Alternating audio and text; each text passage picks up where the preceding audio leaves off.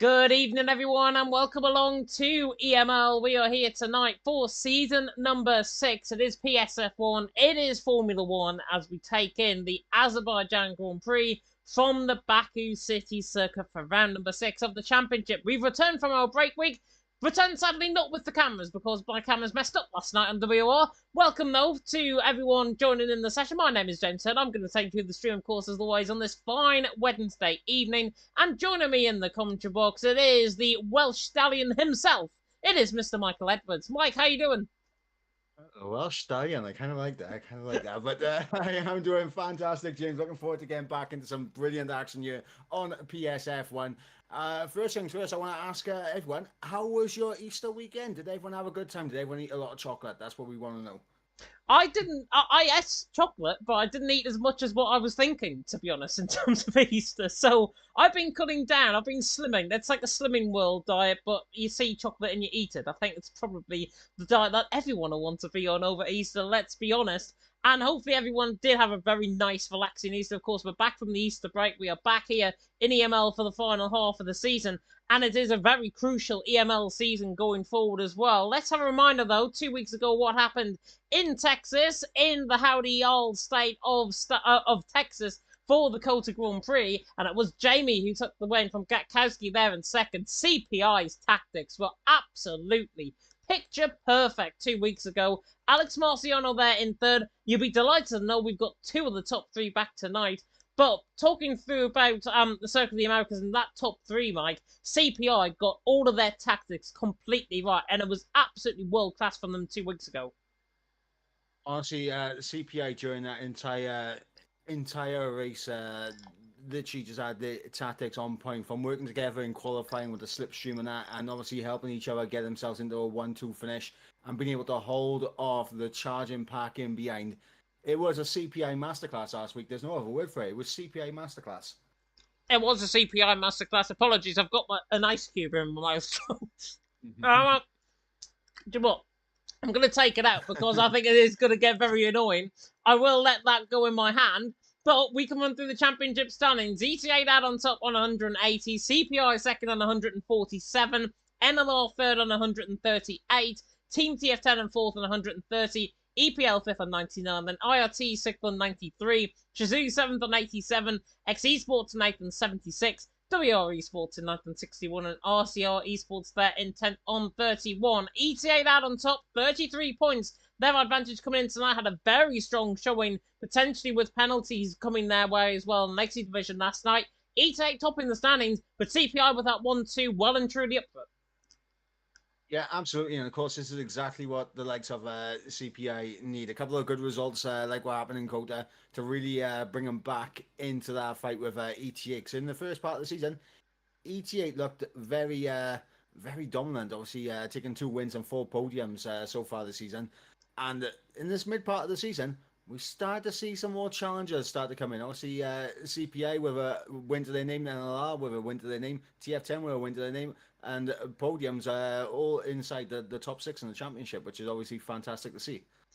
Definitely fantastic to see, indeed. It's going to be really interesting. We are waiting, by the way, on Daddlepad to join the session, which is why everything is a little bit delayed, which is why we're waffling on, as per usual, on these EML streams. But we are going to be having Daddlepad joining very soon indeed. But Maze has told them to ready up at 8:05. So literally in about a minute's time is when we are going to be readying up. In terms of the action out on track, as I say, we are waiting on Daddlepad. He was having issues joining, I think, the lobby. Hopefully he can get back in. It doesn't help because I haven't got him actually on a friends list, so I can't actually help him to invite him in. But hopefully he will join. Hopefully we will get some really good racing out on track as well. Looks like drivers now beginning to ready up out on track. So, speaking of the drivers, let's have a look at who is going to be racing here tonight. There have been a noticeable few changes actually from our notes that I did at 11 o'clock this morning. 4 driver changes, I think, in all. Jesla and Jakku in for X Esports. Jakku, I think, replacing Luca Rapazza, if I'm not mistaken. I think I've got the wrong name there. Replacing AX X Esports driver. Macho and Cameron Dowd, same number as they were for Team Shazoo. Raphael and Laurent in for EPL. They certainly will try and have an L plan here tonight, unlike last night in Legacy Division. Jamie Machale in for CPI. Very strong lineup, I've got to say, for CPI. Then it's Matteo. And yes, don't get me wrong, it is NLR Gustav who's there in for EC8. He, of course, is part of EC8 these days, is our rider Dal, and he's there for EC8. Sony Matt's also in for Alpine. Then Ryan and Daddlepad, who hopefully should be joining the session in due course. Alex Marciano and Dirk in for AlphaTauri for Team TF10. Kenny and Damien, first pairing, I've got to say, for IRT. An interesting pairing at that as well. And then the return of Xavi Bissi, who's making his debut here in EML. And then Federico Spiga there down at the bottom end. He, of course, a former ET8 driver. But, as you can tell by that graphic, Mike, they both got qualifying bans. Yeah, absolutely. And it's going to be difficult for WOR to kind of get their way up for the field around this circuit. Because, of course, the Baku City circuit, infamous for being difficult, especially in our middle sector, of course, with the infamous castle section. And, I mean, really, you're capitalizing on mistakes unless you can get a nice launch down the, pretty much, I like to call it the motorway straight. It is the M4, ladies and gentlemen, down the start-finish straight. And unless you're getting a good run out of, I believe it's turn 16, the last final braking zone around the circuit, and then you're going to be just going to be looking to try and make an overtake into turn 1, maybe into turn 3 if you get a good run out of turn 2. Yeah, and if you're wondering, by the way, why WR did pick up the penalties, we've got our stewards reports in the notes, and Jerome picked up 25 seconds worth of penalties. One instant was that mistake in toward the right-hander, I think, turn number, oh God, I think it was 13, 14, around that section of the track where he got spun off. And also a 10-second penalty for another separate instance. So 25 seconds worth of penalties. Instant 3 withdrawn. Instant 4 got approved in terms of a penalty removal. There was a 5-second penalty awarded to Gustav for instance 5 and 6. And then no further action for instance 7. And because WR Esports have exceeded 35 seconds worth of team total of penalties, they have a team qualifying ban coming into tonight. I have just noticed there is no game sound. That is going to get fixed very immediately. There we go. You should have game sound there now. And the drivers are coming out on track in a beautiful blue sky sunshine here in Baku. And it is the land of fire in Azerbaijan, the capital Baku, of course, famously played host to the 2012 Eurovision Song Contest. And we are just a month out from Eurovision. So hopefully drivers are going to be getting dizzy out on track. Yeah, absolutely. And not only that, I believe Baku also played host to what's called the European Esports Championships, the Euros. Obviously not to be confused with the European Esports Championship that went on last night, but obviously, yeah, also playing host esports events is the city of Baku. So it's definitely up there in terms of a fantastic place to host an event.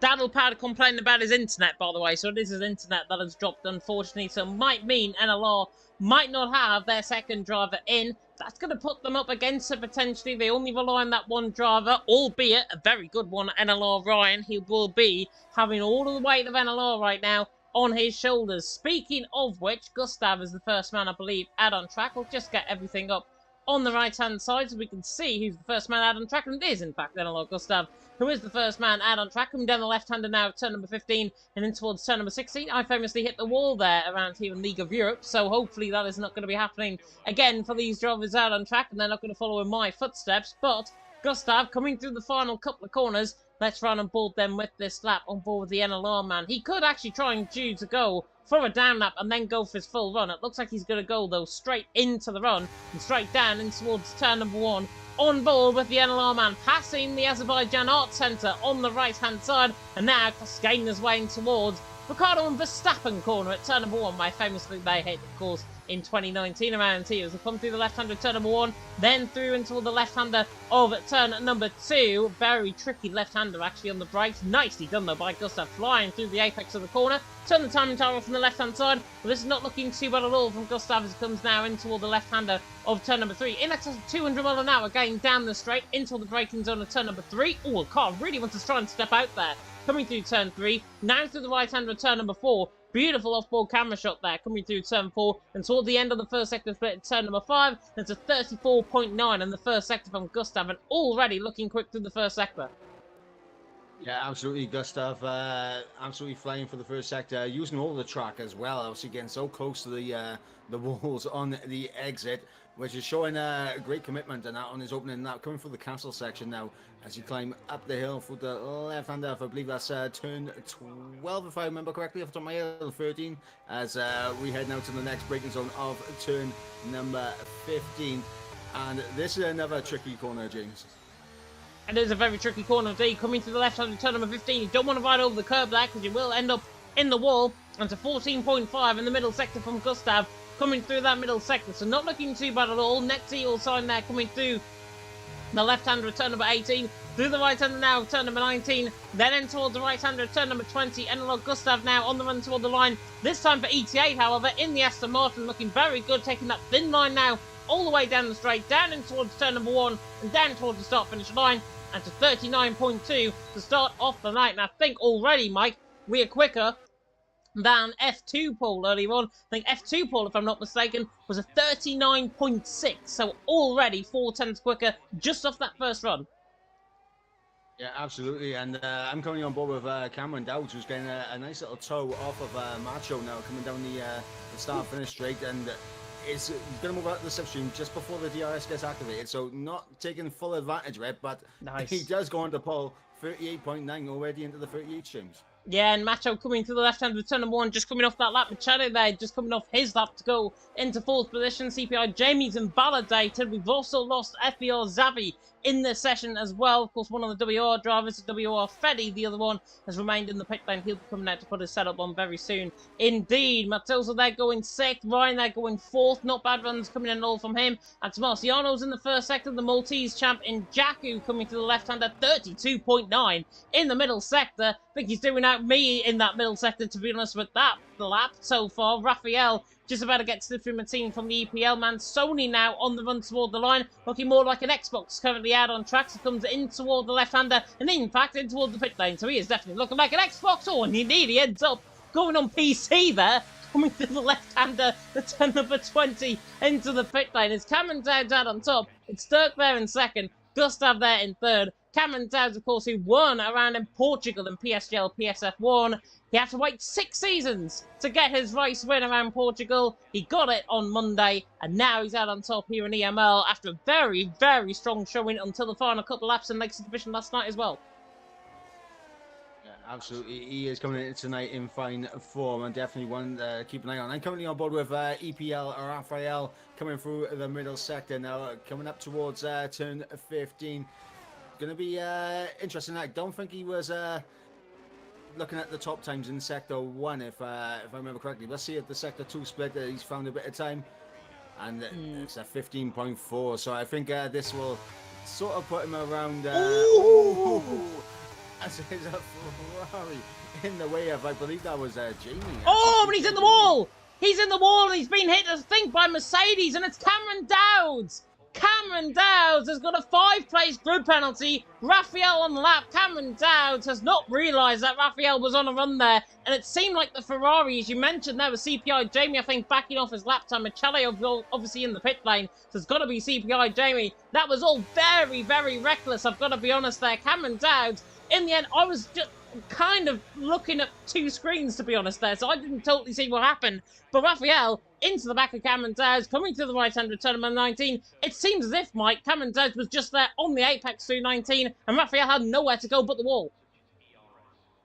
Yeah, I mean, it's unfortunate. Obviously, I'm pretty sure EPL will definitely be putting in a report into the stewards and post race for that, because there's obviously CPI Jamie and Cameron Dowds impeding on his lap, and he had to put it into the wall to avoid everything. But I mean, a heartbreak. I mean, the one good thing now for WOR is that Xavi is going to be starting ahead of Raphael, so he's not going to be starting from 19th. He isn't, which is going to be good. But yeah, that's a weird one. Ron saying in the chat, we are truly sorry, and unfortunately, sorry doesn't really cut it. In a really high team event like this, sorry will not cut it, certainly from an EPL perspective. And Cameron Dowds, that was complete and utter miscommunication. I've got to be honest there from Cameron. He's probably been told Raphael is not on a lap. Raphael was on a lap. We were on board with him through that middle sector. He was a 15.4, so 5 tenths down, I think, on what the top guys were doing. But it was still going to be a competitive lap time, and that has been robbed, quite literally, from an EPL perspective. But because we're halfway through, because we've already seen drivers setting lap times, it doesn't warrant a restart in terms of the session. So unfortunately, Raphael, EPL will have to report that after the race. Cameron Dowds, though, unfortunately, in there in the lead, 5 plays grid penalty. That was completely his fault. He did not realise Raphael was behind him. Raphael then cascaded into the back of him. Cameron Dowds didn't realise he was there. That 5-second penalty, as Troy has just mentioned, I think remains. Yep, absolutely. I think no one will be arguing with the 5-place grid drop there for Cameron Dowds. Obviously, on board with Matteo. 34.9 in the first sector for the ET8 man, as he is now coming down in towards turn number 7. Taking a lot of that inside curb, and that is ideal going through turn number 7, because you really want to attack that inside curb through there as we fly through the castle section, getting so close to the walls. Exit at turn 12 now, and foot to the floor all the way to the break-in of turn 15 now.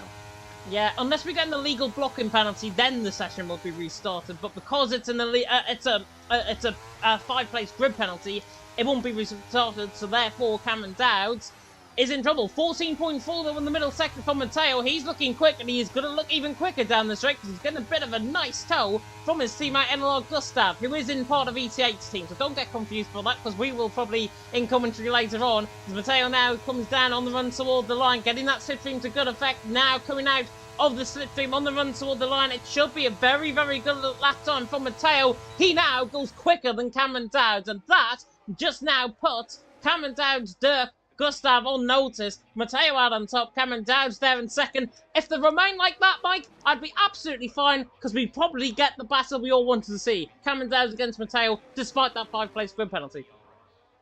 Yeah, and we're going to see if Cameron Dowds can immediately respond, because obviously he's just started his next flying lap on the run down in towards turn number 3 now, and honestly looked very smooth and very quick through turns 1 and 2, and same through turn 3 now, coming through turn 4, and it's so easy just to lose the back end through turn 4. Obviously, just get a little bit early on the throttle, and Cameron Dowds incredible for the first sector there, and as you said, blistering, and we're going to see if he's going to be able to maintain this over the course of the rest of the lap. Oh, that was beautiful, coming through the right-hander turn number 7 and 8 as well, up through 8 and 9. Oh, very nearly clipping the wall on the left-hand side through 8. Now through the left-hander turn number 12 at the top of the hill. Grosjean famously spun under the safety car, playing with Marcus Ericsson around here back in the day as well. Cameron Dowds through the left-hander though, turn 13 through 14, and into the left-hander turn number 15 as Feddy there is retired from the session as well. Raphael, of course, out of the session, and CPI Jamie is out of the session as well, and I'm not sure if he's actually crashed that or he's retired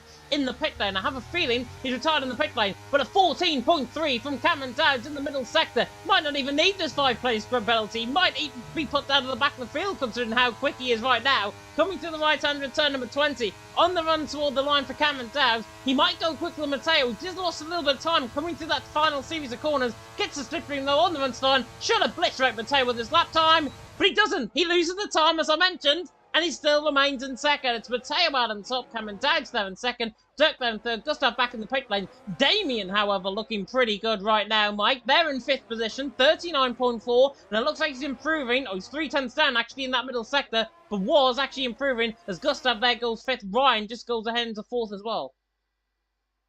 Yeah, and Jesla up in the 6th place. But yeah, as you mentioned with Cameron Dowds, I mean, I believe he just clipped the inside curve through turn 16. It just unsettled his car, lost all the time that he gained.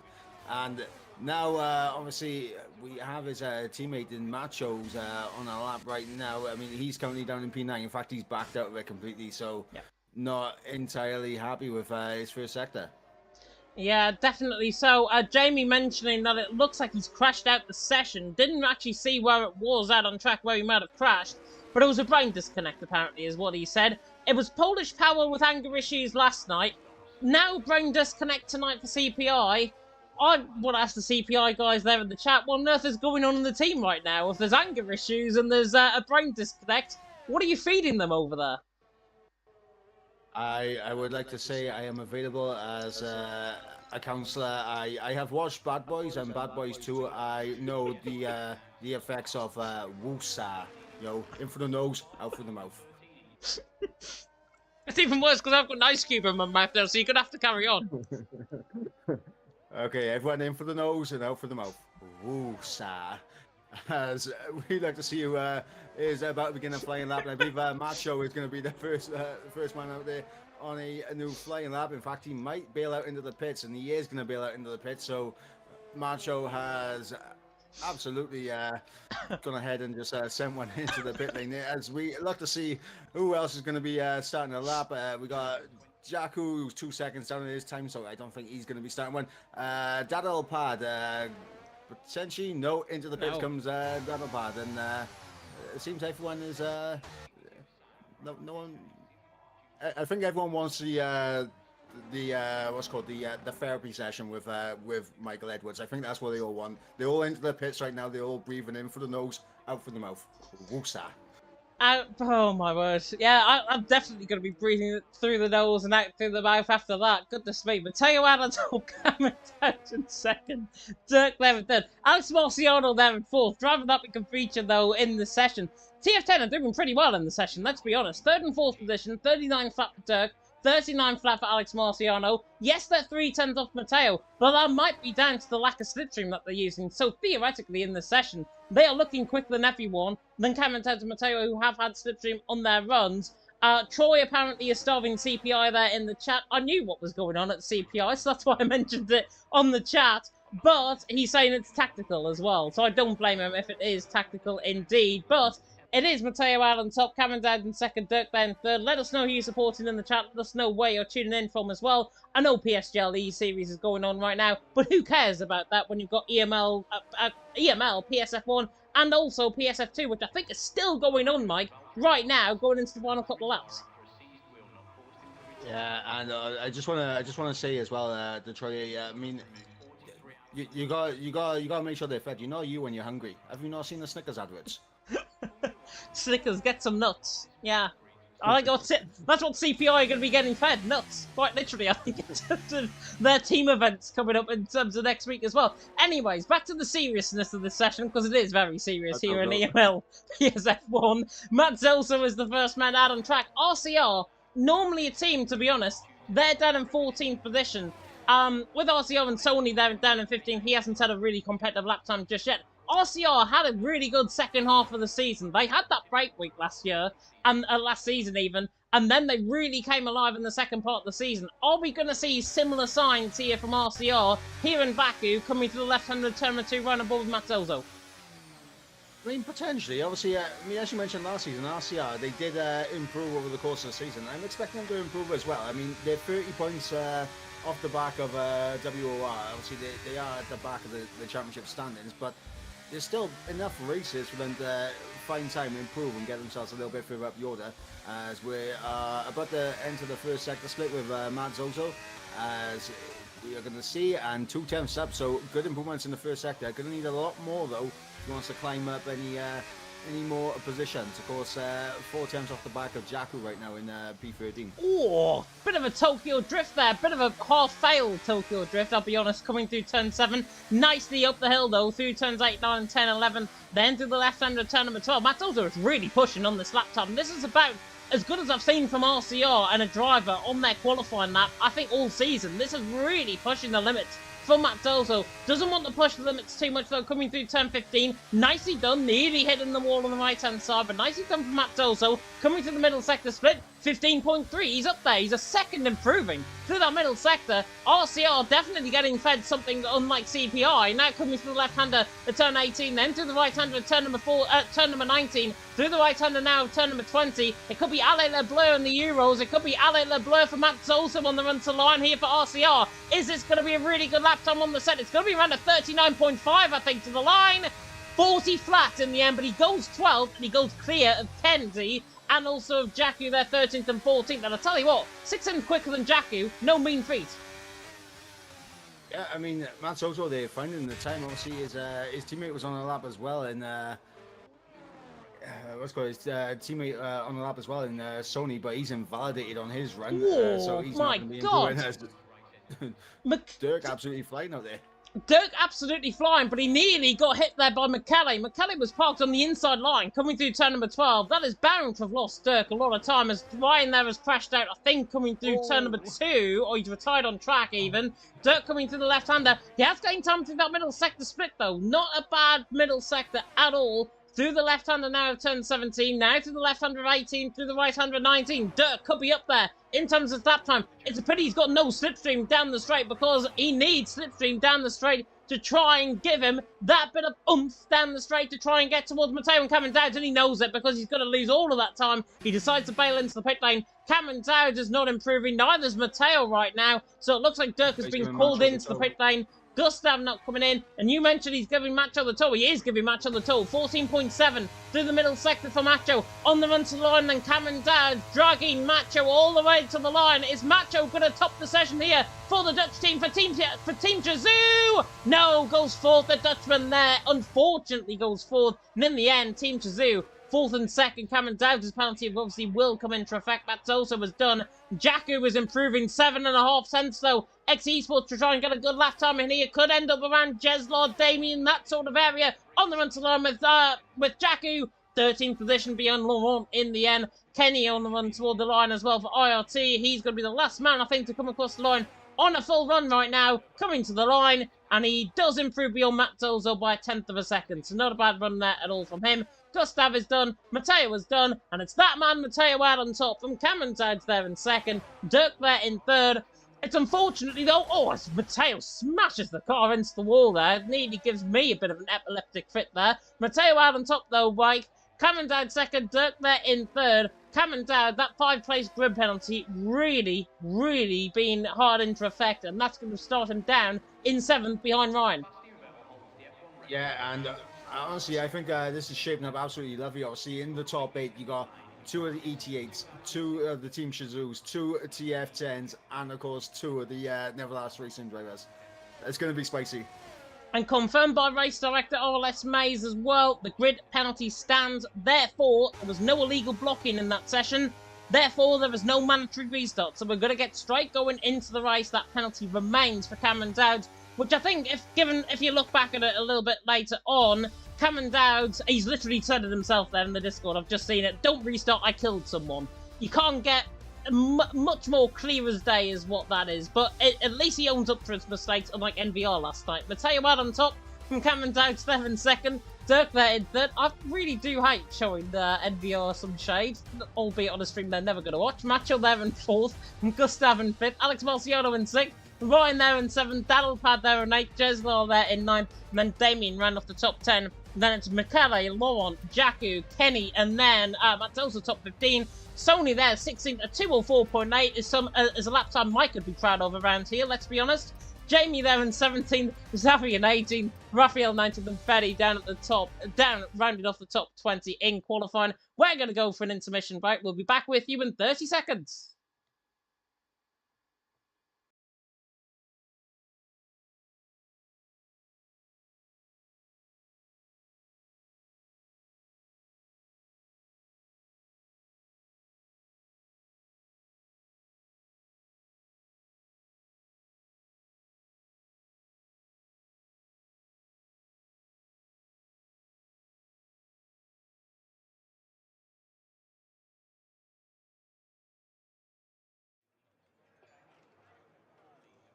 And a big thank you to our sponsors, Next Level Racing and indeed Rising Lions, for those words. Of course, we are back out on track. It is going to be all eyes to the lights and foot to the floor very soon indeed here, Mike, in terms of the Baku Grand Prix, in terms of Azerbaijan. But Matteo out on top, Cameron Dowd was second, starts though down in 7th behind NLR Ryan. Everyone behind gained a position. So Matteo has got a little bit of breathing room, let's face it, from Cameron Dowd, because otherwise they would have been hell for leather in it down and towards turn 1. And knowing that Cameron Dowd has got that grid penalty, do you see Team Chazoo changing the strategy potentially and him starting on a set of softs? I mean, potentially. Obviously, they want to get Cameron Dowd back up to essentially where he belongs in that battling for the race win. But there's so many quick drivers in between Cameron Dowd and Matteo. It's going to be all about timing these overtakes. So they might actually start on a set of mediums and try and feel out the grid nerves, feel out the laps, because obviously consistency around here so important. Definitely so, and with the prospect of 5 safety cars that come the way as well, you never know what could happen around here. Of course, coming into tonight, a quick reminder of the championship standings just before we go back onto the racing. E-Trade out on top on 180, CPI second on 147, NLR third on 138, Team TF10 fourth on 130, EPL in fifth on 99, and IRT on 93. Team Chazoo on 87. They really need to find their form here tonight. XE Sports in 8th on 76. WRE Sports in 9th on 61. And then RCR down in 10th on 31 points. E-Tech, remember, Mike, leading by 33 points coming into tonight. CPI having a 1-2, though, last week. They've got a bit of an uphill climb. ETA don't. They've got Mateo out in front. NLR, though, could be the ones to watch out for further down along with TF10. Yeah, I think NLR and TF10 are placed very well to try and take the fight to ET8. Yeah, I mean, CPI is going to be a difficult uphill battle, especially with Jamie all the way down towards the rear of the field after crashing out in qualifying. It's going to be interesting, because obviously Jamie, as we know, a very quick driver. Is he going to be able to make his way through this field? And I don't know. I don't know. This track, it can be tricky to overtake at times, especially in the middle and the final sector. Of course, there's only really 2 major overtaking opportunities, and that is, of course, in towards turn number 1 and up in towards turn number 3. But we'll have to wait and see what Jamie can do from the back. Definitely so. With the only time that we've been here as well in EML F1 was Season 2. It was Modesto Mona who took the race sprint. FBR mode stroll to you and me. Tom Roberts in second. Tycho Hardy in third. So a big illustrious roll of honour, albeit one race around here in EML, but an illustrious roll of honour nonetheless. FBR coming out on top that day from Chazoo, then from IFR, but the 5 red lights are going to go out now here in Azerbaijan. Round number 6 of the championship about to begin. Already lights out and away we go. Mateo gets a better start than Dirk and will cut across down in towards turn 1 and easily gets the lead in towards turn 1. Dirk there in second, Macho there in third, Gustav there in fourth, side by side on the back between Cameron Dowd and Ryan. Cameron looks like he's still on an aggressive strategy going around the outside of turn number 2. Everyone I think is clean through, coming through turn number 2 for now. There's a bit of a pinch point there from one of the RCR drivers. That was Sony, I think. Cameron Dowd and Ryan are still side by side, running down the straight in towards their left-hander turn number 3, and Cameron Dowd flies it up the inside line. That is opportunism. That is brilliance from Cameron Dowd. Clooney's into 5th. Ryan there in 6th. Alex Marciano in 7th. There's a yellow flag, and then I think that's Matt Zolta and Zavi who've been caught up in an incident. All clean throughout, though. Looks like Ryan might have a little bit of damage. He's dropping through the field behind Jeslar, now behind Laurent. But Cameron Dowd, Clooney's into 5th. Cometh the man, cometh the hour, cometh Cameron Dowd. Yeah, and I was on board with Ryan for that. He missed his braking zone, went straight into the back of Alex Marciano there into turn 3, which is how Cameron Dowd made that look so easy there. But yeah, definite wing damage there for the NLR driver, and he's going to have to box at the end of this lap. It's unfortunate. He's got Damien, Michele and Jaku behind him as well, so it is going to be really unfortunate for the NLR man. Just when they need points, they're going to have to try and get points from somewhere. Everyone's on a set of hard compound tyres, by the way, so it seems like it's going to be a dry race, even though there is a threat of rain. 45 minutes into the race, there's another yellow flag out on track, and that is Sony in the wall at turn 15, and that is the first VSC of the night. No front wing on that car. Sony has absolutely barreled it, I think, on the brakes there in towards turn number 15, and that is unfortunately the first safety car of the night, and that is a corner, Mike, that you know fine well for crashing at as well. I think it's not really that corner for me. It's not really that corner for me. No. I swear it was. Every other corner. No. I mean, in qualifying, yes, it is that corner. Cause obviously, back when I used to race, and I used to be able to take the curve, and you can't take it anymore. But what's called back when I used to race, it was on the exit of turn 16 that always used to get me. The traction coming out there. Exit of turn 16. Well, we'll bear that in mind if we are going to see an Ivor and Mike appearance out on track here tonight in the EFL. In EML F1. EFL? It's Sunderland's league, the football league. Anyways, Ryan coming to the left-hander at turn number 1 out of the pit lane. He's actually got a free pit stop because of that. He's actually been saved, I think, by that rather. Kenny is also into the pit lane there after IRT. He obviously picked up damage, as well as Sony. I think Kenny had an incident, if I'm not mistaken, down in towards turn number 3, which is why he went into the back of Sony. He had a front wing change. as did Sony. Sony there down in 20th position. Set a medium compound sizer on, and we go back to green flag racing. Nobody picking up a drive-through penalty. Mateo holding the lead from Dirk there in second. Macho there in third, and everyone now looking very, very nice indeed as they get into the rhythms once again. Coming now through the right-hand return number 11, through the left-hand return number 12. Feel the rhythm, feel the rhyme. This is Baku time. I love the Cool Runnings reference. That was fantastic. But yeah, I mean, obviously back in the green flag racing now, and it's going to be interesting to see what Ryan, Kenny, and Sony can do. Obviously, they did get Jacko in the wall, I think. Jacko in the wall. VSC deployed out on track. I saw that in the background. Sorry to cut you off there, Mike. Jacko in the wall. He's done exactly what Sony's just done. If there's any lesson, don't go barreling on the brakes into turn 15. There's your lesson learned for the day. Jacko deployed for second VSC of the night within 2 laps, and begs the question, how many full VSCs are we going to get within this race, and how many safety cars we're going to get in this race? It already is breaking the flow of the race. Daddlepad is into the pit lane, so I wonder if this is either for front wing change or if this is just tactical to drop behind Ryan and maybe pick up a free pit stop. Jacko, though, was retired from the session. That is him done. I wonder, with the way he hit the wall, I wonder if he picked up a little bit of right wing rear damage on the car, and that's why he is down at the back of the field, out of the race, unfortunately. And Daddlepad also out the race as well. Oh, actually, into the pit lane for a front wing change because he hit the wall on the left-hand side, I think. Yeah, absolutely. And we are seeing a lot of early mistakes, shall we say, early on. Obviously, just clipping the wall here and there, and it just shows that all these drivers are really trying to gain the maximum out on this track, and they are flirting with these walls, and I mean, it's not going well for them. It's not going well. It is not going well in the land of fire. The flame towers are over the track for a reason, and it's already flaming out on track in terms of the action and in terms of the mistakes that we're seeing as well. Baku really punishing the drivers early on. Not punishing Mateo, though. A second clear out in front of the second VSC restart. Dirk there in second. Macho there in third. Let's just hope, for the sake of everyone in the viewership, that we do not get a third VSC in the consecutive laps coming through the left-hander now, turn number 15. I think everyone is now getting clear through. Oh, Alex Marciano was tight to the wall there. Just clipped the wall on the right-hand side. Not just after a little bit of end plate damage potentially on the car. I think he's got away with it. It looks like he has compared to Jeslar coming out through turn 16. But that very hard hit wall from, hit on the wall even from Alex Marciano. Gonna put him back. Former LLR man, now part of Team TF10 these days. He's now on his way down in towards turn number 1. Think it was just a clip of the wall. He's fine. He's not going to come in the pits.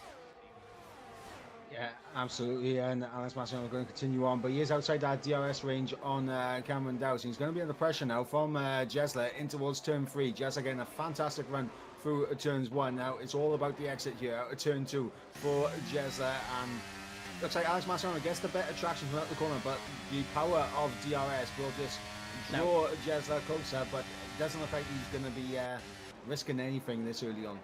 Matt's also might potentially on the back of Xavi down the straight, but there's nothing really happening in this early stage. It's a bit of, it's normally not a 5 safety car race that I normally see around here. This is way different. This is just clearly everyone trying to get into their rhythm on a set of hard compounded tyres, and everyone trying to find their feet, and it's really now trying to find their feet for Alex Marciano because he's there in 6th. Jesser right on the back of him. Coming to the right-hander now of turn number 7, where I famously went with Tom Zaggers up the hill and towards the castle section coming through here.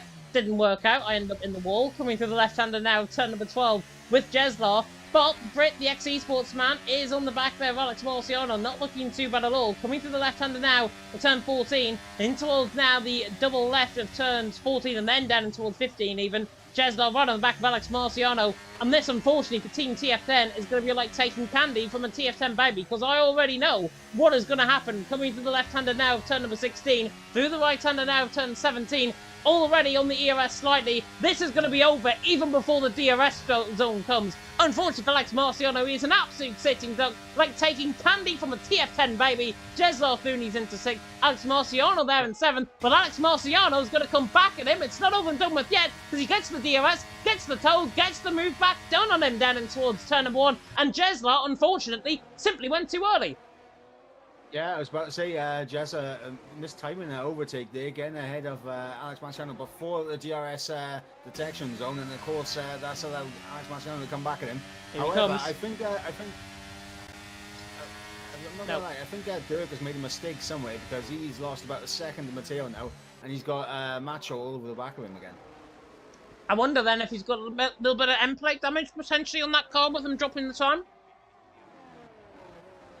Potentially, obviously, visually it doesn't look like it, but the game will show us very different things to what the drivers know out there on track. Yeah, definitely. So obviously F1 24 is going to be coming out in, what, 28th of May, 31st of May as well. F1 Sim Racing getting announced recently as well in the 10th to the 12th of April. Change, of course, for the Legacy Division Canada going to be coming up as well. But Dirk, there in second, definitely struggling coming through. 3 seconds now the gap compared to Matteo and Dirk. If I honestly wouldn't be surprised. That gap was 2.4 seconds. I would not be surprised if there's damage on that car for Dirk because he is losing time. Hand over fist, and he's just lost 0.2 of a second coming through that corner alone. Macho Gustav right on the back of him. If I was in Team TF10 shoes right now, I'd think about Dirk just dropping behind Macho, dropping behind these guys, trying to stay within the DRS range, and then try and help out Alex Marciano, who's there down in 6th position. Could be something to watch out for. Is Dirk going to bail it to the left-hand side if he has got damage?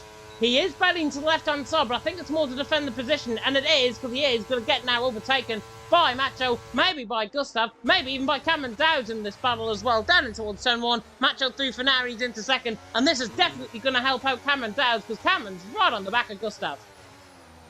Yep, Cameron looking for a move. Had a little peek down the inside, but didn't want to risk it. One thing I will say, Cameron Dowd definitely seems to have a car more tailor-made to straight line speed, as he's just going to fly through now on Gustav under braking. Oh, Gustav's still there. Oh, Gustav hanging it around the outside, and we'll have the inside for turn number 4. They're still wheel to wheel. Fantastic stuff as they are both. Flirting with contact, job done. Flirting with the wall as well, but Cameron Dowd's job done there. Job done, and that was a really good battle. Gustav was like, you might be second in the championship in PSGL, PSF1. You might be there in the championship in W World Console Tier 1, but I'm not letting you get through that easily. Cameron Dowd Slooney's into 4th eventually, though. Gustav there in 5th.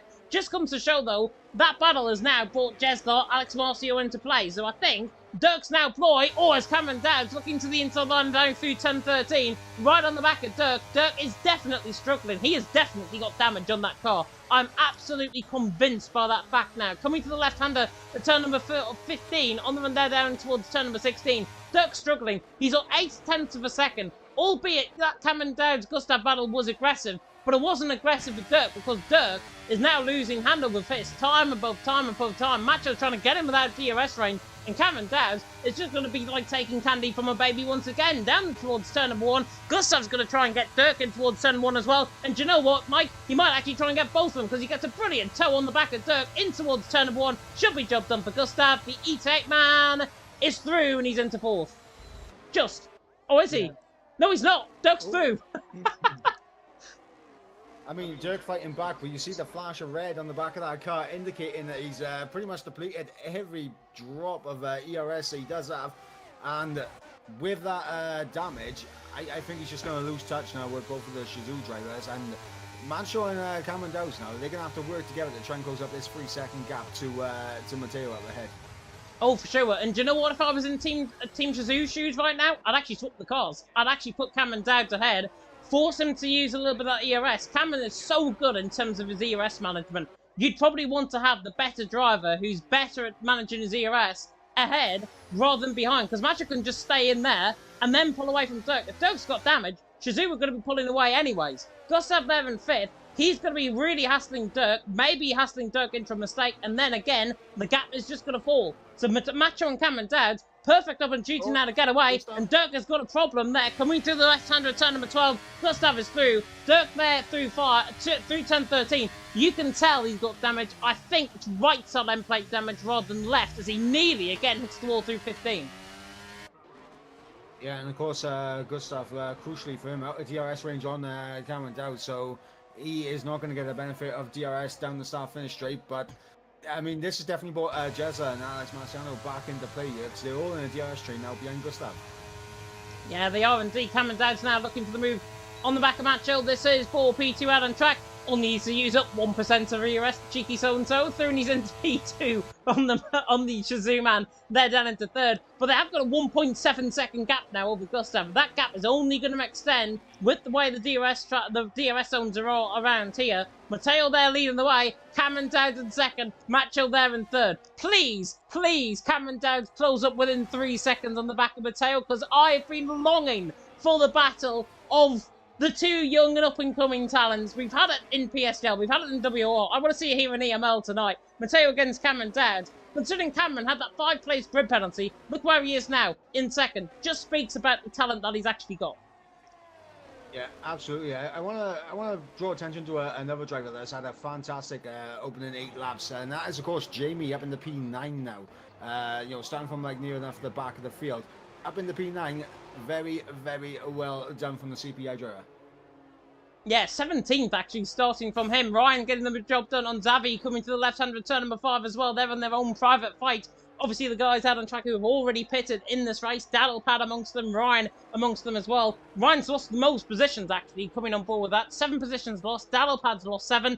Jamie, though, you mentioned, has gained 8 positions. Cameron Dowd's gained 5. And he's closing in now on the back of Mateo to try and close up that gap within 3 seconds. The gap currently showing out on track. But Mateo there leads the way. Cameron Dowd's there in second. Matcho there in third. Admire saying in the chat, Jamie is a massive talent, my gold. Currently there in 9, doing a good job. But I'd be a little bit concerned if I was in CPI shoes right now, because McCallie there is an 8. He's 2.8 seconds behind Alex Marciano. Alex Marciano's now dropped time off the back of Jeslar. He clearly is not liking things out on track either. And it might just be the case, actually, Mike. Like, judge him down the straight. Alex Marciano is like a snail down the straight compared to Jeslar. He's just lost, what, 4/10 of a second down that straight? And that was without DRS?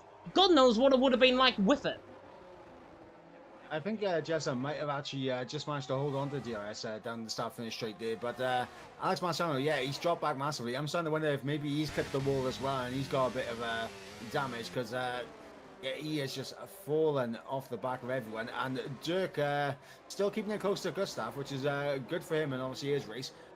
But here's the question I want to pose now. Like, obviously, if you are CPI, how much are you thinking about this undercut that is coming up very soon?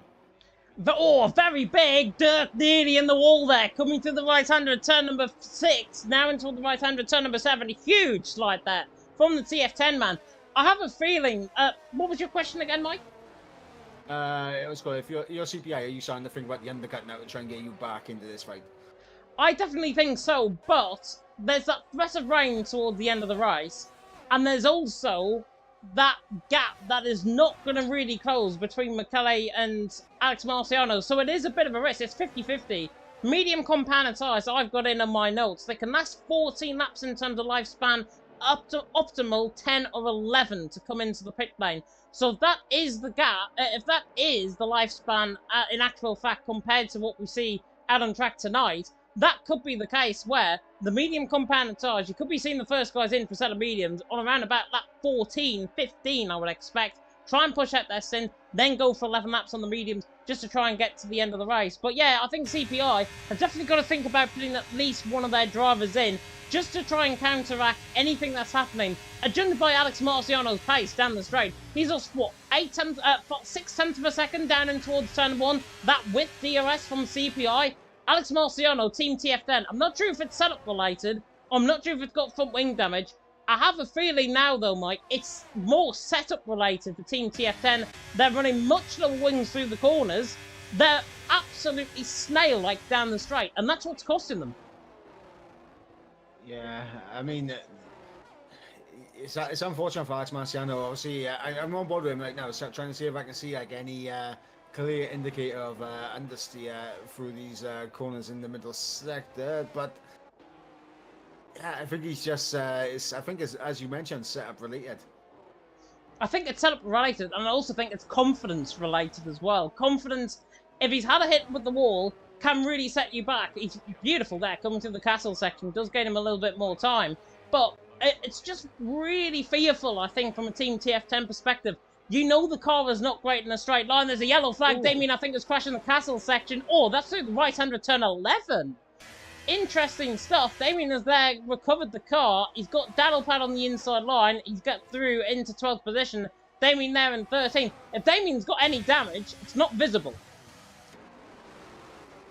Yeah, absolutely. Damien obviously still going on, which is good for him, but he is in the middle of in a last sandwich right now, and honestly, I think Ryan is about to try and get this move done. If he has got damage, he probably will peel off into the pits. And oh my, I was actually on board with him there, and Can be 3 wide. I definitely, I think 3 wide. snapping at the car. Called it. Ryan to the inside line. Damien's in the pit lane. He's obviously got damage on that car. Just about avoided that, actually, coming through. Ryan was on the inside line of him. Just about avoided that. Good avoidance there from the WR man. That is Ryan through. He's into 11th. Daddlepad there in 12th. They can now focus on essentially a 2-stop, I think, in terms of the race. Jeslaw, oh my word. Was that a dive on the back of Dirk there? Or was that just Jeslaw getting out of shape? That was a half dive. He just about got his front nose alongside the rear wheels. Oh, look at the understeer. Look at Dirk's understeer. Coming through, he's just missed the apex there. Coming through turns 5 and 6. That is a car that is suffering out on track, and it's now going to suffer. He's got right side end plate damage as Dirk on the right-hand side. Jeslaw now. Impossible to try and get a move down into the castle section, but Dirk has hit the wall, and Jeslaw nearly makes contact there. Bit of hitbox action going on there, but Jeslaw just needs to wait. He just needs to be really valiant, I think, in terms of this. Dirk there in 5th. He's going to bring Alex Marciolo into play. That's why he's going to try and hold up as Jeslaw as much as possible in this battle. Jeslaw, patience is the virtue. Just wait, my friend. You're going to get the move anyways. Yeah, absolutely. Jeslaw, all he needs to do is just make sure he gets a decent enough run coming out of here now, turn 16, and he'll get the job done. The one thing he doesn't want to do is mistime his overtake, like we did with Alex Marciano earlier, and overtake before the DRS detection. Let's see if he's learned his lesson this time around. And oh my God, Dirk into the wall on the exit there. And yeah, he's in. Diving into the pits. There's no other alternative for him now. And Macho gets the job done on Cameron Dowds as well. Yeah, Dirk into the pit lane. Jeslaw comes in. Stays out in fact, but Dirk into the pit lane. That right side end plate damage really affecting the car. If he didn't have damage on that car, on that right side, he definitely does now. Oh, this is a yellow flag, and that's a crash, and that's a VSC deployed out on track, and that's Raphael out. Coming to the left-hander at turn number 18, through the right-hander at turn 19. Unfortunately, Raphael caught out by that. It's the same corner he crashed at by Cameron Dowds in qualifying. So that is not a great sight at all from EPL's perspective. Not a great sight from Raphael at all. He's in the wall. I've been in the wall around there in Grand Prix mode before. And honestly, down the back of the field, you've got to be really sorry for Raphael. He got involved in that incident with Cameron Dowds in qualifying. Now out at the same corner of the race. EPL currently with one driver in the field. That's Laurent down in 9th position, who's doing a good job on the back of the CPI boys. But EPL now going to be up against it with only one driver in the field. Yeah, absolutely. And obviously, Laurent up there in P9 right now, obviously on the back of the CPI pin. So doing well is Laurent, but we'll have to wait and see if Laurent can get through on both of the CPI drivers up ahead. But yeah, I mean, third virtual safety car of the race so far. As we're back to green flag racing, I was going to say, do you think we're going to potentially, like, I don't know how many like virtual safety cars we have before it's a guaranteed SC, but next one, do you think there'll be a safety car, like a full course one, to bring Cameron Dowds on the back of Matteo? I think given the maximum limit on this game, I think for VSC it's 3, and for safety cars it's 5. Correct me if I'm wrong in the chat, but I've been led to believe it's 3. His Macho there lost the position to Cameron Dowds. There's another yellow flag, and it's the other EPL man in the wall, and he's handing some with Jamie. Jamie's got no front wing on that car. Neither is Laurent. That would have been a safety car, I think, guaranteed. I think safety car is on reduced here tonight. Laurent there, down in 12th. No front wing on the car. Jamie, no front wing on the car. Unfortunately for him, I think Ryan might have picked up damage potentially as well, unless he's coming in the pit lane to try and go for a counteract strategy. But drama there down the straight. Didn't see what happened, but Jamie and Laurent into the front wing with both front wing damage. Both front wings completely off. And speaking of off, Cameron Dowds is off, coming through turn number 3. And I think, has he been contacted by his teammate? I think he has. I was going to say Macho dropping behind Gustav as well, so there's definitely been a collision between both of the Shazoo drivers from the looks of things. Oh my word, Shazoo.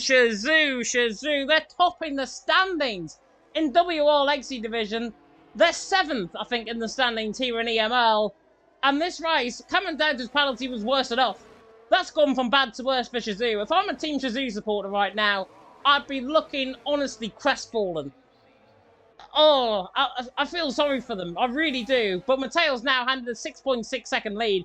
All he's got to do, really, Mateo, keep within the white lines, keep it out of the walls. He's got this race hand on a silver platter. And do you know what, Mike? ETA could be on for a 1-2 here. Yeah, absolutely. It depends if Macho did pick up any damage at all. He is losing time, so potentially... oh, Ryan's on the wall. Ryan's out. And that's VSC again! Oh, full course safety car. Full course. Oh, full course. Thank God for that. Mateo's into the pit lane. Full course safety car coming out on track. It will update very soon. Mateo's into the pit lane. Gustav is in. Macho's in. Perfect for anyone that's coming in now. Perfect for Macho if he's got any damage to try and fix as well. Cameron Dowd certainly might have a little bit of damage on that car after that contact. Potentially Team Shazoo. Yellow flags are out on track. It is a full course safety car out on track, and there is front wing damage for Macho. Is there front wing damage for Cameron Dowd as well? Be very interesting to see if there is. He's in for his pit box now. Macho's still in there. He's getting held up. It's an absolute disaster. But Cameron Dowd, I think, has also got front wing damage here, or has he? No, he's got away with it. Cameron Dowd has got away with it. If he has got front wing damage, it's not repaired. Dirk is behind now. Jeslar, so Dirk has been found really wanting, I think, in terms of the safety car. Could have came out a little bit later. Still shows a VSC out on track. As you can see, though, the safety car is now out on track. And there we go. Safety car is now deployed out on track officially. Mateo out on top. Gustav there in second. Jeslar there in third. We were about to have the 4th VSC of the night. Luckily, though, we've got the first full safety car of the night. It's only taken to lap 14, right? Yeah, and Mateo is going to be absolutely fuming about this because, of course, he had such a commanding lead and that is now being completely eroded. The good thing for him, though, is that the fact that he has his teammate behind him, not Macho or Cameron Dowd behind him. Yeah, definitely so. Nordic Ninja, by the way, in the chat saying which team is Red Bull. Red Bulls are Esports. Jeslar and Jakku, who was down the field out of the race early on. That's what caused the first VSE out on track, unfortunately for him. Raphael out of the race, Ryan out of the race as well. But Jeslar still maintaining hopes for Esports. They're down in 3rd position. Very good team to have in EML. Very, very good time. Very, very good team even to have. But we'll have to wait and see. Dirk actually mentioning something very interesting in the Discord right now. Am I allowed to go off track under safety car to let my teammate pass? And the answer has been given, yes, but you can't go AI to type. So he hasn't been. So he might be given a penalty for typing in Tomays in AI, but he's there in 4th position. Given how Alex Marciano was in terms of the strategies, Mike, Dirk's on much fresher tyres. Alex Marciano was struggling quite clearly compared to Dirk. I think that would be the wrong move, to be honest, to try and swap them. I mean, it's going to be interesting to see what they do. Obviously, potentially he was asking that question when he was. Did Dirk? No, Dirk didn't come into the pits at all. So yeah, I mean, definitely would not recommend typing in AI. But yeah, that would be an interesting call to go ahead and swap the TF10 drivers around. It'd be a very interesting call. I personally, I wouldn't go for it. I'm not gonna lie. It's a bit. I'm not gonna say this in the meanest way and get at Team TF10 for this, but it could be a controversial thing to do as well. It could be viewed by other teams potentially as finding a loophole within the rules and regulations if he's allowed to do that. If he is, then fair enough. But the rules and regulations, under my impression, I don't think has got anything with that. But Dirk there in 4th, Alex Marciano there in 5th. I think with the warmer tyres, Dirk is going to be right on the back of Jeslar. Jeslar's going to have fresher compounded tyres at this restart. But I think, personally, see how it goes over a lap. See if Dirk can actually try and find with Jeslar. If he can, perfect, fine. And Alex Marciano, he might end up on the back of Macho. Macho might end up on the back of him down and towards turn number 1. If that's the case, perfect. I would just end up seeing how it goes for a lap.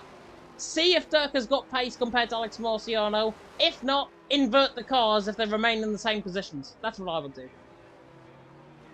Yeah, I mean, it's always better to kind of let's see what Dirk's pace is like first, and if Dirk can't make any progress, and then switch it around and see if Alex can get himself up the order. But it's going to be interesting. Obviously, you got Macho in behind. Obviously, Jesler now up in a podium position for RacingTV Esports, so a fantastic showing from him here tonight.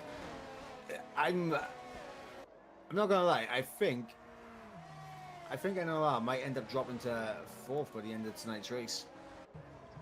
Potentially so, and I mean, there's still a long, long way to go in this race. And honestly, Murray Walker once said,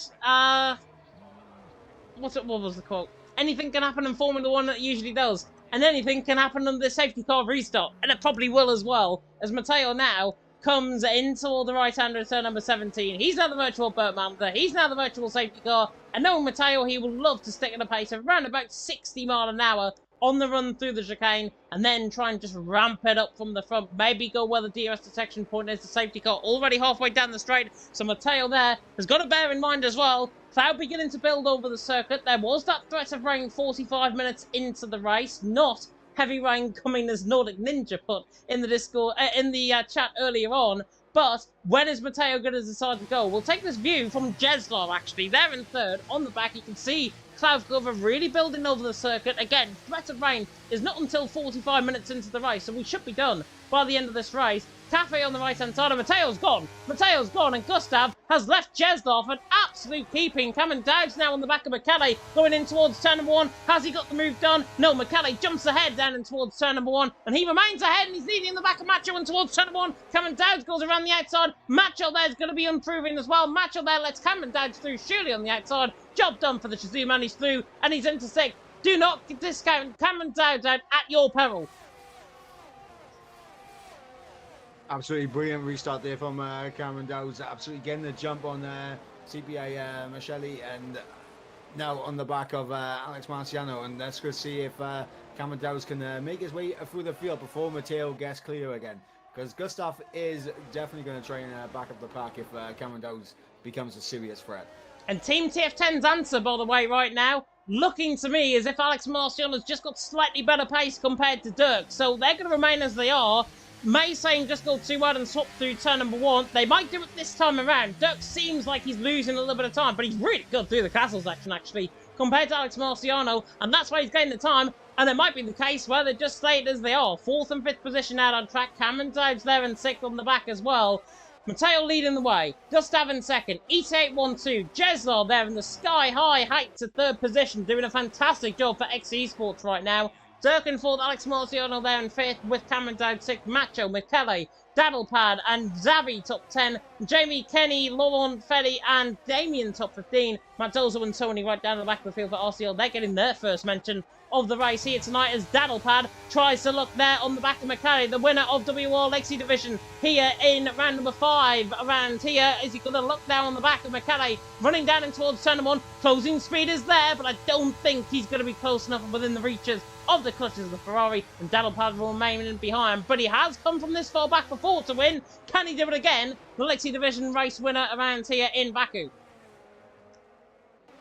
Potentially, I'm on board with Jesler, but obviously just dropped outside that 1 second window. Both ETA drivers are really draining their battery. Jesler right now has 50%, so he can use a bit here and there, and he's using it very smartly out of some corners which you wouldn't really expect using it out of.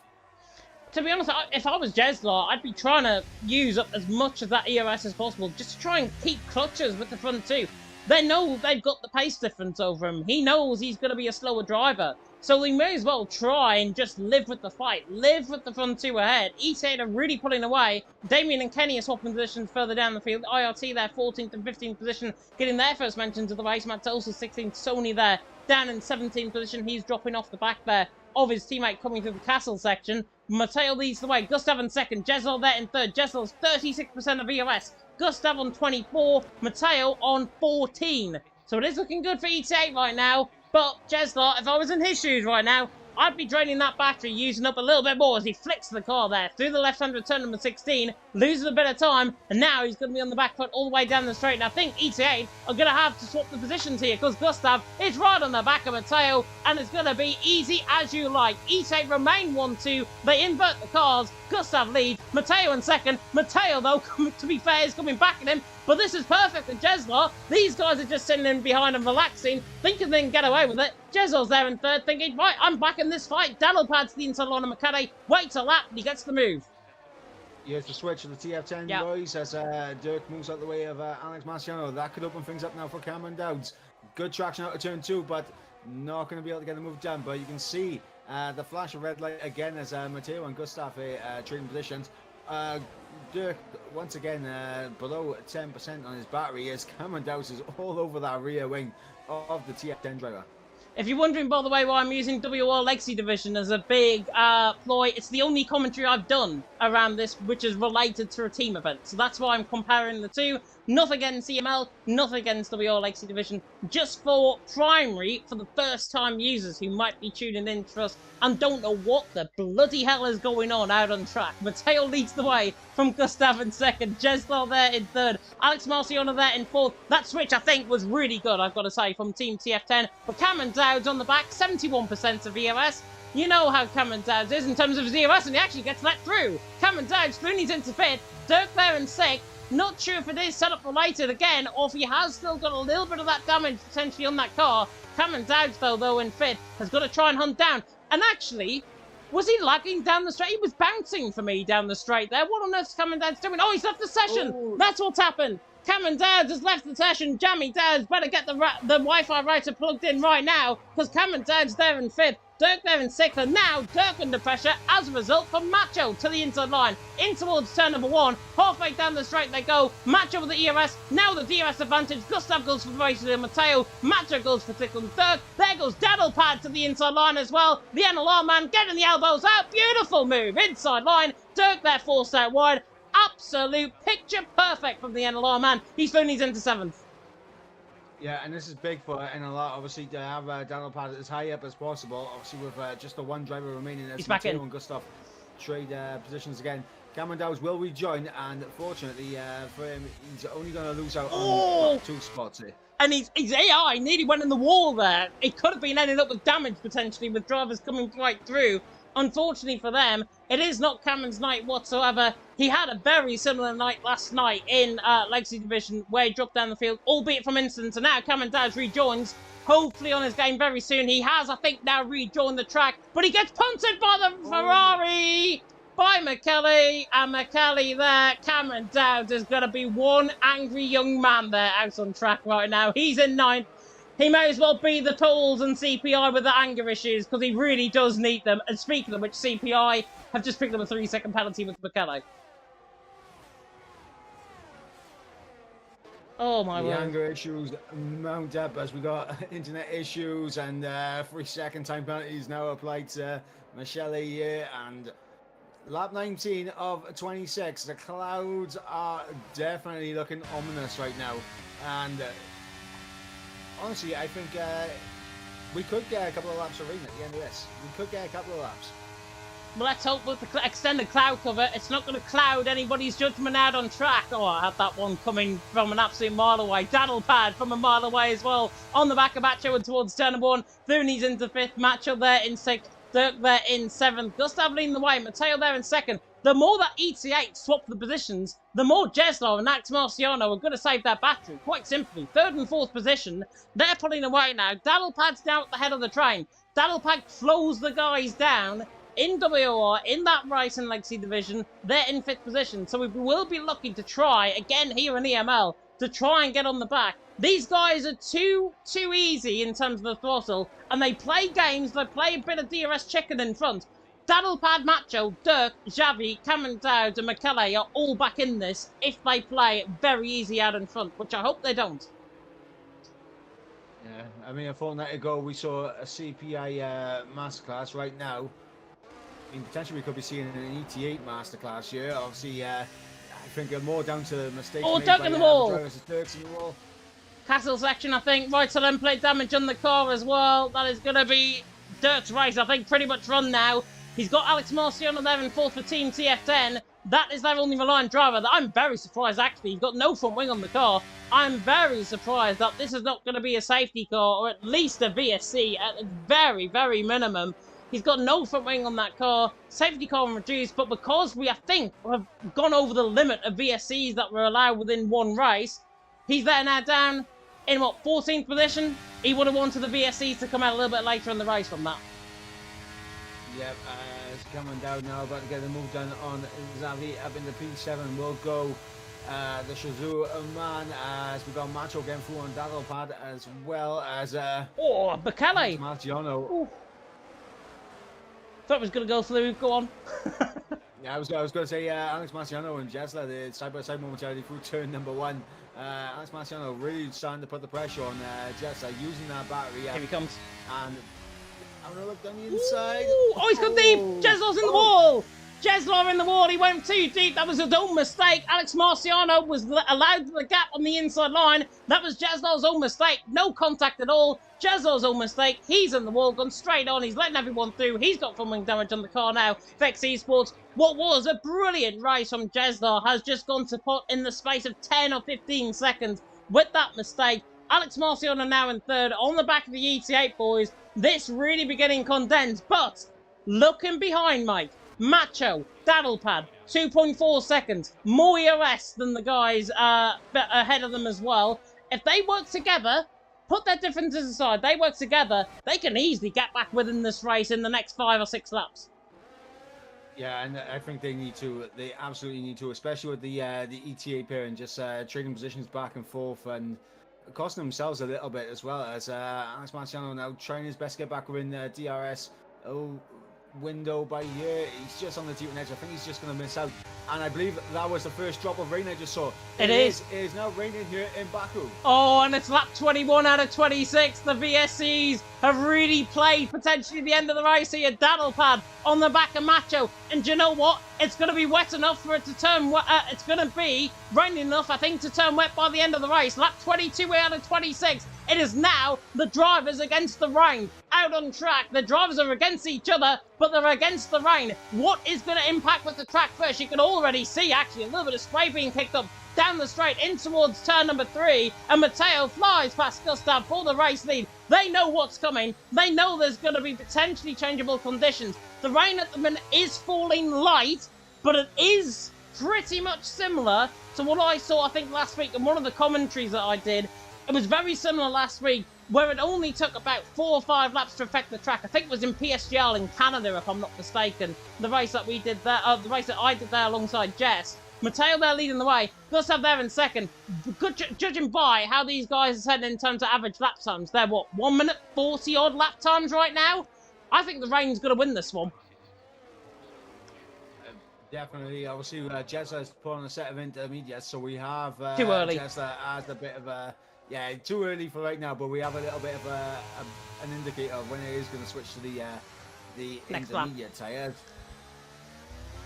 Okay, James predicting next lap, but we'll see if Mystic James comes out to play once again, as we're about to begin lap 23 of 26. It's an ET8 1-2 right now, but on a track that is getting ever so damp now.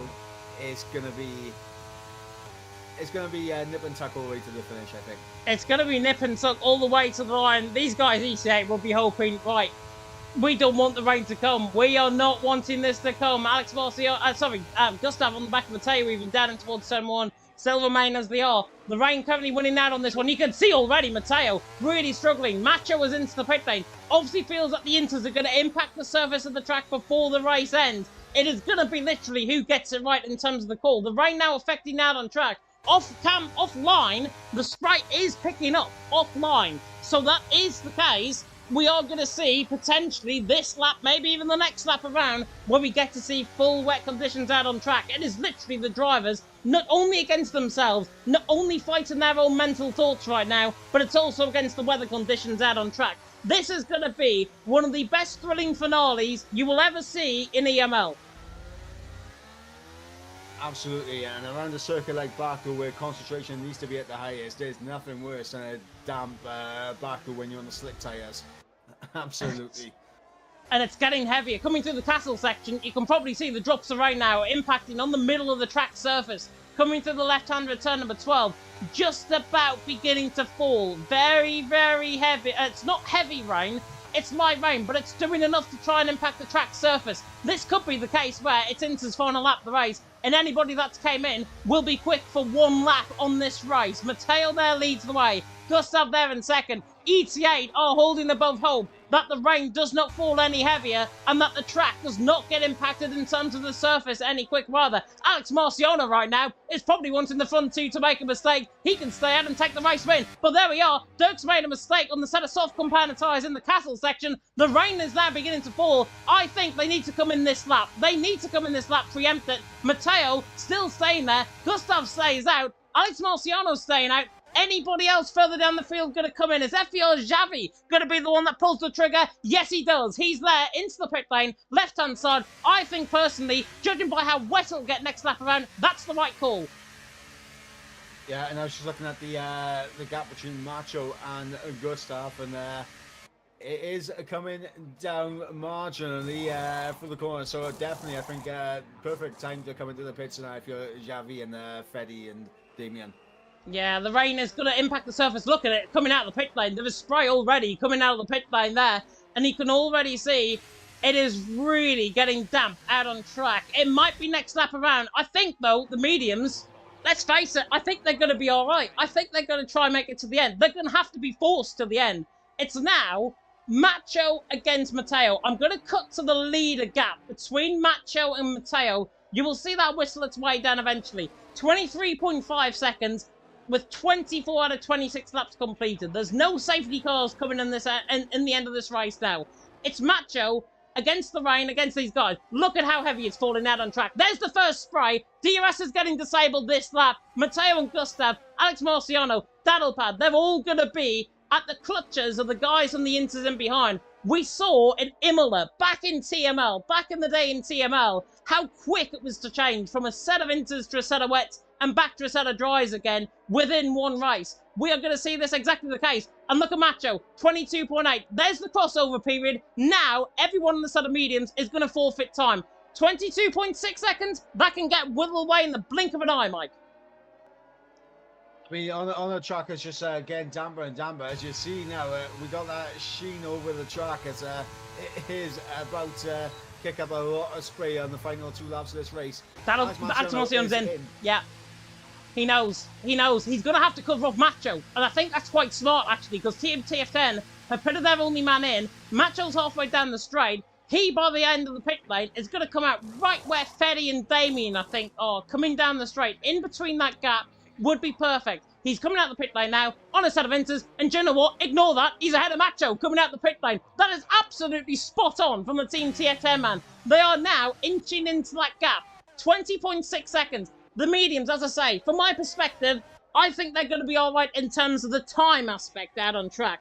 But in terms of the tyres, Alex Marciano and Macho are going to be so much quicker. They are going to have to work together. They're not, because they're in the wall. Alex Marciano, right side and plate of damage, I think, on the car. Macho's got into the back of him. That is not what they wanted. That's advantage for the medium runners. And do you know what? It might even be done with there.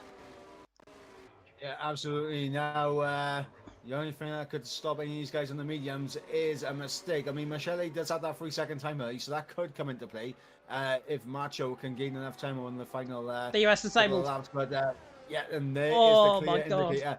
These guys are tiptoeing around this circuit now.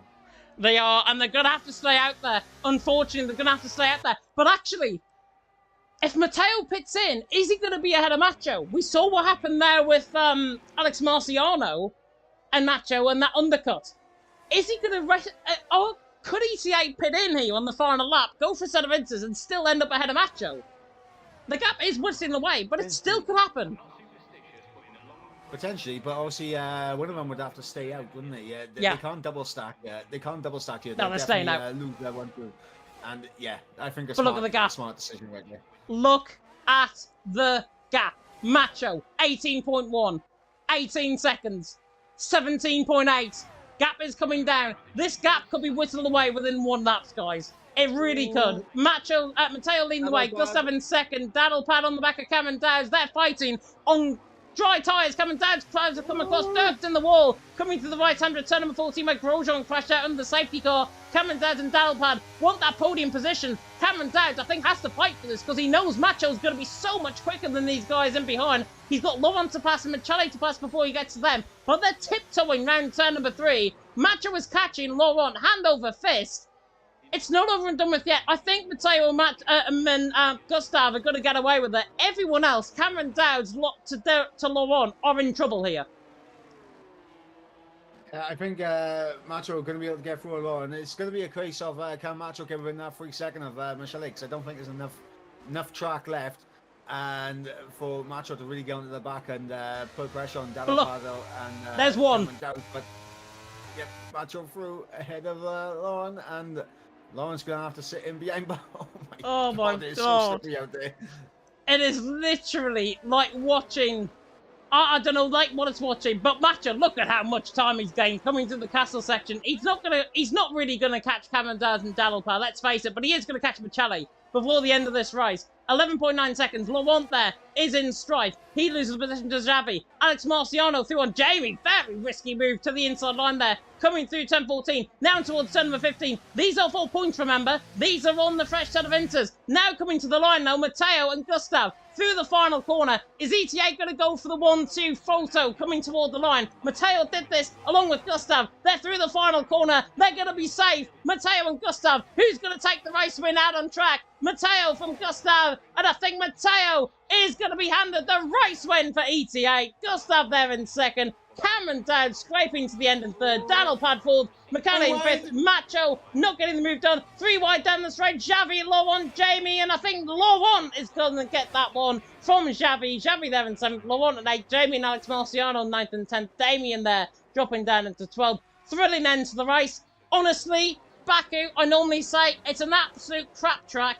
That produced a brilliant race. And honestly, Mike, I wanted another lap of that. I wanted another 2 laps, I'm not going to lie. But I think there's only one thing for us all to say right now, and that is well done, Baku.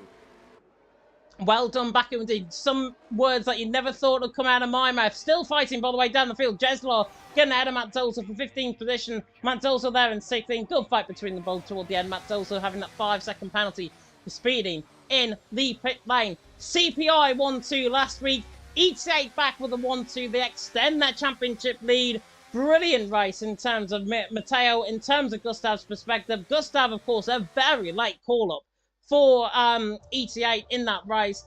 Did an absolute wondrous job. The conditions threw everything at them. They even threw themselves at each other quite a few times in that race. But in the end, they controlled it, very much like CPR last week. And Matteo quite simply rises to the top step of the podium. Yeah, and good result as well for Team Shizou. Obviously, I believe they'll jump ahead of both EPL and IRT now in the standings. But with NLR obviously down 1 driver, they close the gap on NLR. They close the gap up somewhat on CPI. And I believe they also close the gap on TF10. So, like, Team Shizou starting to come back into it a little bit. They will indeed. How on earth Cameron Dowd has ended up on the podium, by the way, from all of that went wrong in that race? He's finished 3rd. And I don't know how to feel about that because I know he would have been a lot quicker if he didn't have that strife. If he didn't have that connection difficulty as well. I think Cameron Dowd could have won that. Let's face it, Cameron Dowd could have won that very easily. Matteo out on top though from Gustav in second. It's a 1-2 for ET8. And I believe as well, Lifeboat has also said they led every lap within that race as well, which is phenomenal stuff. Cameron Dowd's there in third with Daddlepad in fourth. Macho there in fifth. Michele there in 6th, Xavi there in 7th, Laurent in 8th, Jamie in 9th, Alex Marciano top 10, Feddy in 11th, good drive from him actually, right down the back of the field on his return to WR, Damien there in 12th, then Kenny in 13th, Sony 14th, Jeslar, Matt Dozel, Dirk, Ryan, Raphael and Jaku, the 20 drivers that did do it out on track. Joseph there in the chat, my good old regular WR consultier, one partner there in the chat saying, well, hey, pay 3 for Cameron Dowd. Given how unlucky he was in that race, Mike, could he have won that? I mean, he definitely would have been in a shout of potentially being up there. Obviously, I don't want to do things in hindsight, but it did seem like in the Inters period at the end, definitely seem to have a little bit more pace than the ET8 drivers up ahead. So I mean, there's always that possibility that it could have happened. Yeah, there is always that possibility in D. We will try and get out of the top three at least a couple of interviews from the top three. I have asked them in the chat if they do want one, but we can look at what is going to be coming forward going into the next couple of weeks. We return back to normal. In terms of next week, it's Bahrain. It's a track that I've won at in League Racing around here as well, so I can boast that at least. 10th of April next week. What can we expect from the trials and tribulations of the Sakia International Circuit, Mike? I mean, again, it's going to be another race where we should be seeing a lot of good action. And that obviously, it's going to be also a case of who is going to be able to master that turn 10 left-hander, because that corner, no ABS, it can be tricky at times. And yeah, it's just going to be about who can keep the car on track and keep the penalties down to a minimum. Definitely so. Definitely so. I think, are going to have to transfer over to the interview room if I'm not mistaken for this one. I think. Okay, we can go ahead and do that in 2 moments. Mateo was asking as well, does he have to activate push to talk? I hope not. We'll find out when we get there. We'll find out. We'll find out. We will find out when we get there. Right, we're going to join the interview room there now. And the interview room is now open for anybody that wants to come in and have that interview after that race. Mateo in the chat, do I have to activate push to talk? Hopefully not. He is going to be joining us though for an interview. Hopefully we get to see Cameron Dowd and hopefully we get to hear from Gustav as well, who finished there in second. The wrong Gustav that I apparently tagged there in the chat. Oh no. I think I did anyways. I think I did. I did.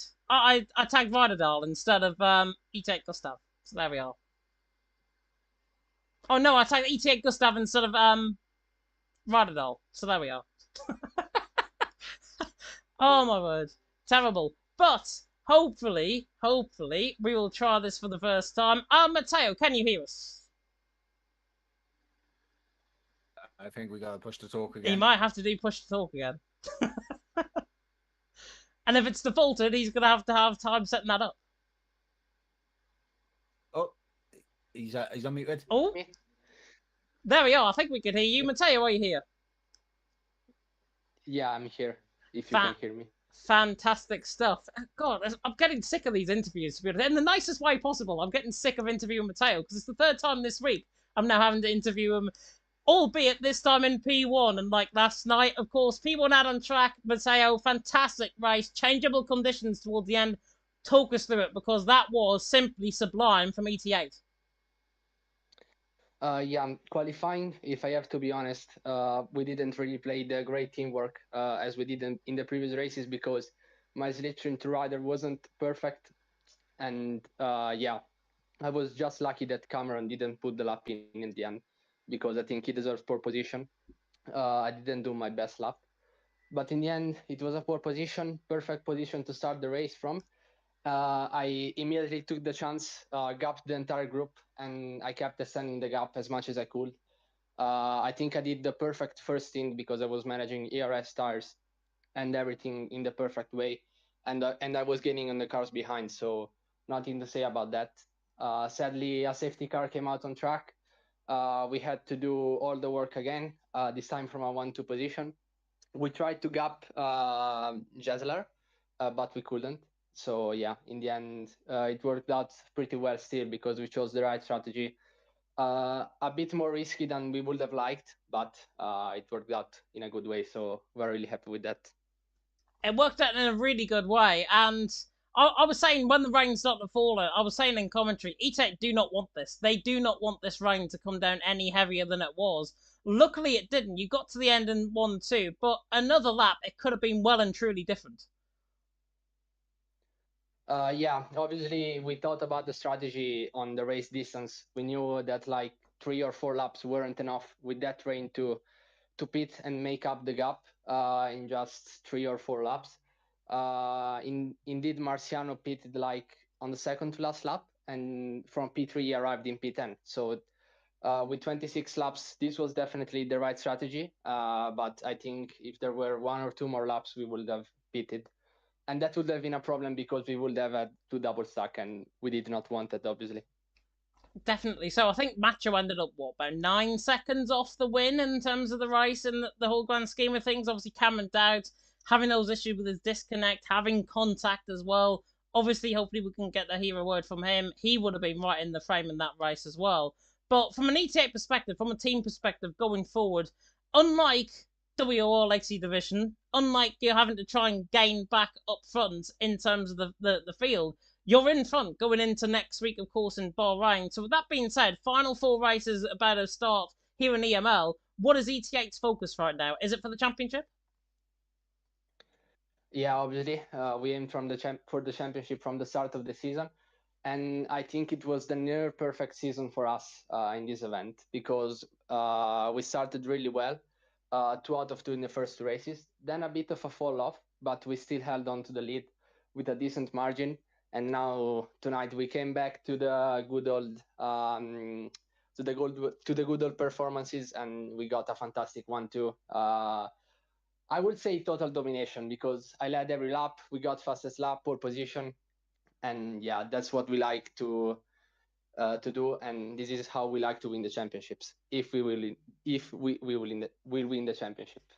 Definitely so. And obviously, I think with that 1-2 finish, leading every lap, I think the fastest lap potentially there as well, if I'm not mistaken. Yeah, good stuff. At least more successful in terms of that race than Scunthorpe United's Liam Boot football manager save that's going on right now. But anyway, that's my shade thrown at ET8 for the night anyways. Mike, any questions? Obviously, I was just gonna ask about the championship and everything, but Scott Matteo pretty much already answered it in the previous question. But obviously, I think that is. I'm not sure. Someone have to do like a history check on that. But I think, like from the top of my head, I can't remember a team getting pole position, fastest lap, 1-2 finish, leading every single lap of the race. I can't remember off the top of my head if that has been done before. Like that could be history in EML. It could. I hope he's still here, by the way. Yeah, I don't know if someone did that, but if we're the first one to do that, it's obviously a pleasure because it's just a sign of what we are doing. Came into this team in 2022, and it was fantastic to see the growth of the squad, and I couldn't be prouder than this. So we will try to keep doing this every week, and this is what we deserve, nothing less. And what's called? I'll ask question regards to next week. Of course, it is going to be Bahrain next week. How are the lads in ET8 going to prepare for Bahrain? Very different circuit, Baku, of course, here tonight. Yeah, we did some team events there in Bahrain. Quite some nice memories because we just won a team event there. Yeah, I don't know who we race because we prepare during the week usually. But I have the full trust in every driver, and I'm sure they will get a good result next week to keep the lead in the championship. Okay, absolutely, and that is it from from me, James. Back to you. Yeah, that sounds all good to me as well. Matteo, congratulations on the race win. Congratulations on ET8's 1-2. Go and enjoy your evening. Thanks, James. Thanks, Mike. And obviously, thanks to the 2 engineers, Lifebot and Evil, for engineering tonight. Spot on as always. And always good credit, I've got to say, to find the engineers getting the forefront of the attention, which they rightly deserve, because, Mike, they are the forgotten people in all of this team event setup. They are the event engineers that really put the hard work in, really put the finding the setups in as well. And obviously seeing that from Matteo's perspective, really good that the engineers get the credit, which I think is rightfully deserved, because not many engineers get credit as credit's due. Yeah, absolutely. Engineers are usually the unsung heroes of a race weekend, and keeping an eye on the stream and obviously helping out with strategy and everything, and obviously avoiding undercuts and like I mean at the end there where they could have gone on to Inders. I mean the engineers would have definitely been keeping an eye on the conditions, seeing if the Inders were catching up and everything. So I mean yeah, and unsung heroes the engineers are, and it was good to see the credit given to the ETA engineers for tonight. Yeah, definitely so. Lifeboat, by the way, I think it's Lifeboat or Liam Boot. I think it might be Lifeboat there in the Discord, if I'm not mistaken. Could be completely wrong. I think it's somebody different. So I did say Lifeboat Scunthorpe United setup. It's Liam Boots setup. So I'm not sure if he's part of VT8. If he is, then fine, fair enough. Then there we are.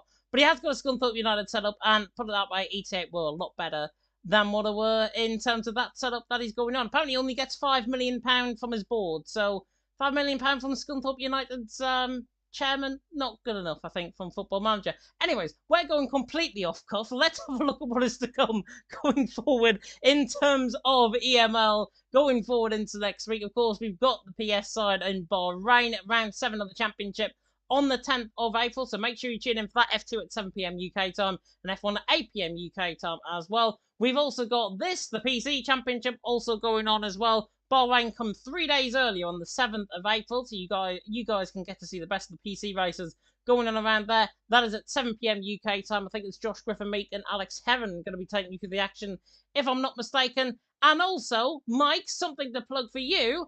EEC is back, of course, and round 1 happened last night in Britain. Tony Riche taking the win for Team France. French on top in Brits, a sight that I don't want to see personally in the EEC, but there we are. Round 2 Spain next week. How are the drivers looking forward to that? I mean, honestly, round 1 was such a action-packed race, especially all the way down to the end. Didn't know who was going to be able to come out on top. It was England versus France at the end, but it was Tony Riche who did take a victory for Team France, and of course they are defending the championship this season. But looking very much forward to being able to bring the action for the Spanish Grand Prix. Very different circuit, and with the grid and everything, we could be seeing a lot more top tier action as always. A lot more top tier action indeed, and I believe as well that ET8 win tonight puts them tied for 7th, I think, in terms of the wall of winners, which we'll show next week in terms, because I don't have the graphic on me. We'll show the graphic, though, I'm sure updated. E-Tech's 3rd win in EML history, FBR on 9, NLR on 7, Team Shazoo on 6, as it stands with the wall of winners. We'll show that graphic next week if we get an intermission break. We didn't have an intermission, so that's why we didn't show it here tonight. But yeah, EC, going to be very interesting, of course, out on track every Tuesday at 8 p.m. UK time. Might be doing the disservice of not tuning in to me in Legacy Division, I've got to be honest, but there we are. You may as well tune in to EML and EEC regardless, because it is going to be great. Mike Edwards going to be taking to the action alongside Mike, who I think should be back next week to cover the action in Spain. And Spain falls mainly on the plane, and hopefully the rain will fall mainly on the plane in Spain next week as well. However, I'm going to end off the stream right about there, because I don't think we're getting any more interviews here tonight. A big thank you to everyone who tuned in. If you did like the stream, like, comment, subscribe, tick that notification bell, of course. If you are brand new to the channel, we have got Bahrain to look forward to under the night lights at the Sakhir International Circuit. Plenty of history in the past around there. Plenty of history going forward, going into next week as well. Can ETA continue their fine form, or can CPI bite back? Could we even see a Team TF10 win? Tune in next week, 7 p.m. and 8 p.m. UK time for the PS Championship for EML. We are going to be seeing you then. For myself and Mike, please take care of yourselves. Please enjoy your night, and until next time, goodbye.